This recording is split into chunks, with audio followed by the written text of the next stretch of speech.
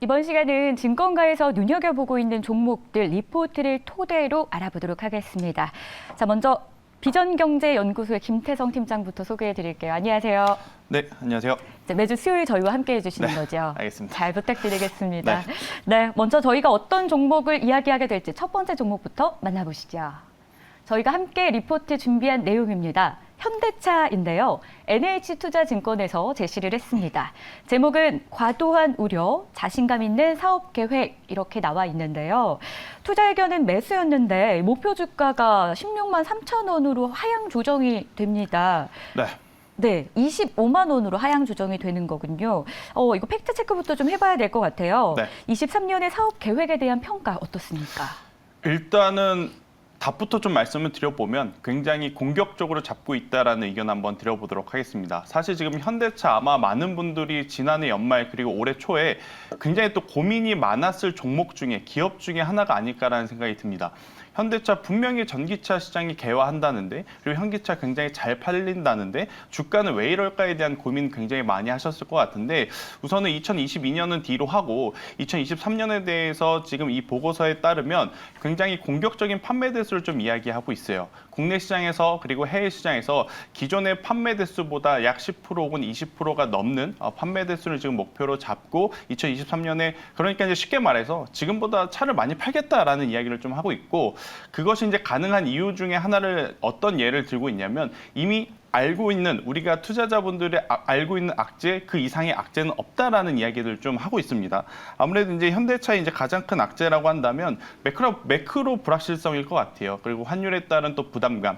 특히나 이제 크게 두 가지를 좀 말씀드릴 수 있을 것 같은데 현대차 같은 경우에는 IRA 법안에 따른 보조금 지원을 중단한 그 이슈가 가장 큰 악재이긴 한데 이 부분은 충분히 시간에 따라서 풀어갈 수 있다라고 좀 말씀드릴 수 있을 것 같고요. 또 이제 두 번째 같은 경우에는 지금 최근에 우리나라뿐만이 아니고 전 세계적으로 이 금리가 굉장히 높잖아요. 저희가 차를 살 때 사실 뭐 전액을 현금으로 일시불로 사는 사람도 물론 있겠죠. 하지만 많은 이 사용자들 같은 경우에는 전액을 차를 한 번에 사지 않고 캐피탈이라든지 아무래도 어떠한 리스라든지 이자를 좀 붙여서 차를 사시는 분들이 많은데 시중 이자가 너무 높다 보니까 그에 따른 판매 대수에 따른 부담감이 있겠지만 그래도 결국 전기차 개화 시기에 맞춰서 충분히 판매 대수를 지금보다 더 높이 잡을 수 있다라는 계획들을 좀 이야기하고 있기 때문에 우리가 한번 이 리포트를 보면서 좀 관심을 가져야 되는 요소들은 굉장히 많다라는 의견 한번 드려보도록 하겠습니다. 자, 그러면 4분기 실적은 어땠을지 실적 전망도 한번 해보겠습니다. 네, 일단 뭐 4분기 매출액 같은 경우에는 그러니까 매출액과 영업이익이 각각 38조 그리고 3조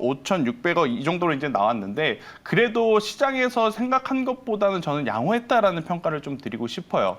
왜냐하면 지난해 2분기부터 3분기 현대차의 주가가 밀려 내려갔을 때 가장 많이 들었던 여러분들의 그 이유는 뭐였냐면 자동차 반도체 수급이 어려워서 팔고 싶어도 못 판다라는 이야기가 굉장히 많았었고 또 원자재 가격이 굉장히 많이 올라갔기 때문에 그에 따른 마진율을 또 크게 잡을 수가 없다 보니 실적에 대한 부진이 일어날 수밖에 없다라는 이야기가 많이 나왔었는데 저는 그것 대비해서는 그래도 괜찮은 이 4분기 실적 발표를 했다라는 평가를 좀 드릴 수 있을 것 같습니다.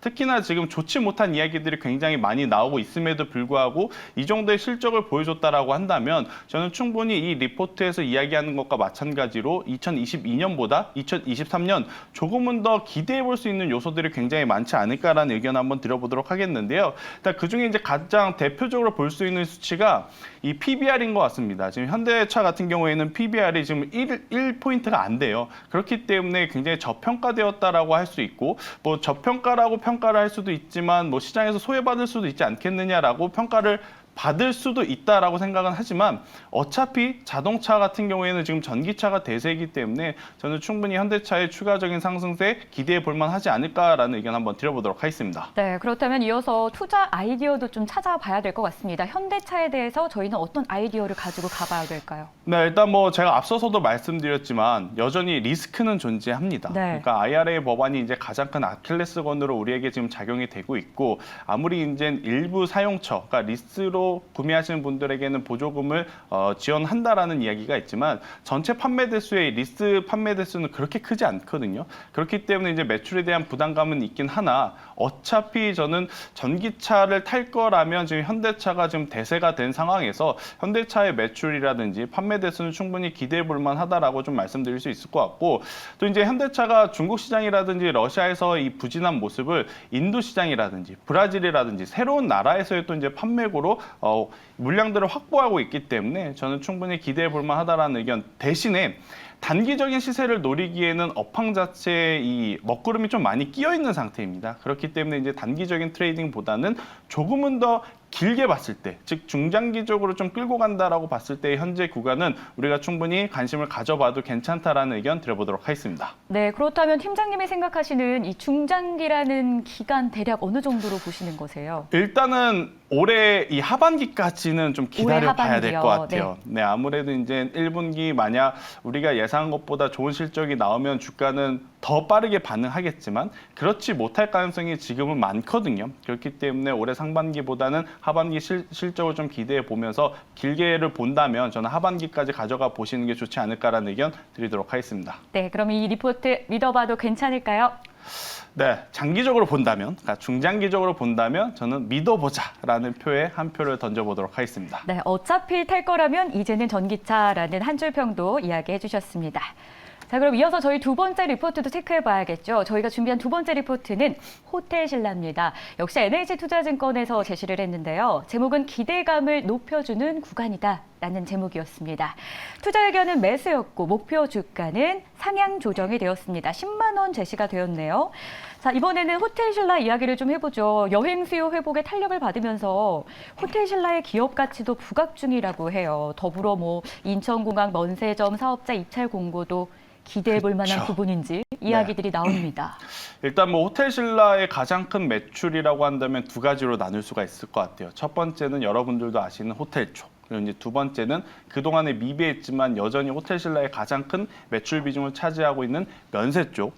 일단 호텔 같은 경우에는 정말 아이러니하게도 코로나19의 피해를 본 섹터이기도 하지만 결과론적으로 봤을 때 가장 큰 수혜를 받았다라고 해도 무방할 정도로 국내 호텔의 수요가 굉장히 지금 늘어났기 때문에 실적도 탄탄하게 잘 버텨줬다라고 좀 말씀드릴 수 있을 것 같은데 가장 중요한 건 지금 우리가 눈여겨보는 쪽은 당연히 면세점 쪽에서 이제 매출이 우리가 기대하는 것 그 이상의 성과를 나타낼 것인가 아닌가가 지금 가장 중요한 포인트인 것 같습니다. 제가 왜 이런 이야기를 하냐면 이미 주가가 이 기대감에 선반영돼서 너무 많이 올라왔다라는 거예요. 앞선 현대차와 지금 말씀드리는 호텔신라의 주가의 방향성이 아마 여러분들이 차트를 보시면 아시겠지만 굉장히 다릅니다. 현대차는 그동안에 많이 밀려 내려왔지만 호텔신라 같은 경우에는 지난해 11월부터 오늘까지 계속해서 쉼없이 많이 올라왔거든요. 당연히 지금 이 레포트에서 이야기하는 것과 같은 기대감을 가지고 올라온 상황이기 때문에 이 기대감을 충족시킬 수 있는 어떠한 지표, 즉 지표라고 한다면 당연히 실적이겠죠. 실적이 받쳐주지 않는다라고 한다면 조금은 흔들릴 가능성이 굉장히 높기 때문에 저는 호텔신라 같은 경우에는 이미 선반영이 된 부분이 있기에 실적을 좀 체크를 하면서 가야 되지 않을까라는 의견 한번 들어보도록 하겠습니다. 네, 그렇다면 4분기 부분별 실적 전망도 좀 해보도록 하겠습니다. 반등 시그널이 나왔는지 궁금합니다. 네, 일단 이 생각보다는 좋게 나왔지만 아직까지 그러니까 주가가 먼저 움직인 것만큼 좀 따라 올라갈 만한 실적은 조금 모자른다라는 표현이 맞을 것 같아요. 말씀이신 제가 거죠? 개인적으로 봤을 때는 조금은 아쉽다. 아쉽다라는 표현을 좀 드리고 싶고 대신에 그렇기 때문에 앞으로 기대해 볼 부분은 여전히 남아있다라는 의견을 좀 드리고 싶습니다. 앞서서 앵커님께서도 이 면세점 입찰에 대한 이야기를 좀 했잖아요. 과거에 이제 인천공항 같은 경우에는 일정한 금액을 계약을 체결을 했어요. 근데 이제는 아무래도 이제 시장 상황이다 보니까 여행객 수요 기준으로 이 임대료를 좀 책정을 하겠다라는 이야기를 했고 또 계약 기간 동안 의무적으로 이제 투자 시설을 2회 정도를 해야 됐었는데 이것을 1회 정도로 또 낮춰주는 어느 정도의 또 편의를 봐주는 그런 모습들이 지금 나오고 있기 때문에 만약 이러한 입찰 공고 쪽에서도 좋은 결과치를 좀 가져가게 된다라고 한다면 호텔신라 같은 경우에는 4분기를 조금은 넘어서는 1분기 실적을 좀 기대해 볼 수 있지 않을까라는 생각이 들고 우리나라와 중국 사이 이번 주에 작은 노이즈가 좀 있잖아요. 아무래도 이제 또 단기 비자는 입국을 금지하겠다라는 이야기가 있어서 잠시 흔들릴 수는 있겠습니다만 시간과 시기의 차이일 뿐 리오프닝 관련한 종목분들은 충분히 더 올라갈 수 있는 요소들은 굉장히 많을 수 있다라는 의견 한번 드려보도록 하겠습니다. 네. 그러면 투자 아이디어 한번 가져가 보도록 하겠습니다. 어떻게 아이디어 가지고 가볼까요? 일단은 기업이 좋은 것하고 네. 우리가 지금 샀다 팔았다는 거하고는 사실 좀 다른 이야기잖아요. 그렇죠. 그러니까 호텔신라 지금 이야기한 대로 정말 좋습니다. 좋은데 투자를 하는 입장에서 과연 현재 위치에서의 트레이딩이 맞을까에 대한 의구심은 여전히 붙는 상황인 거죠. 네. 그러니까 만약 제가 제 돈을 가지고 이 기업을 산다? 그럼 저는 기다릴 것 같아요. 기다린다. 네, 기다리는 이유 중에 두 가지가 좀 있어요. 첫 번째는 앞서 말씀드린 또 우리나라와 중국 간의 자존심 이 싸움이 어느 정도로 또 확산될지 모르기 때문에 저는 그 부분을 좀 염두를 해서 만약에 매수를 한다 하더라도 만약 100%를 산다 했을 때 절반만 좀 사는 그러한 전략을 가져가지 않을까라는 생각이 들고 또 두 번째는 이미 너무 많이 올라왔기 때문에 그에 따른 실적을 먼저 체크하고 가는 게 우선순위가 아닌가라는 의견을 한번 드려보도록 하겠습니다. 자, 그렇다면 이 리포트 믿어봐도 괜찮을지 궁금합니다. 믿어봐도 괜찮은데 저는 지켜보자 쪽에 한번 표를 믿어보자가 아니라 조금 네. 지켜보자. 네. 그렇게 한번 표를 던져보도록 하겠습니다. 알겠습니다. 기대감에 이미 올라간 주가라는 코멘트도 함께 남겨주셨습니다. 이렇게 해서 오늘 리포트는요, 비전경제연구소의 김태성 팀장이었습니다. 함께해 주셔서 고맙습니다.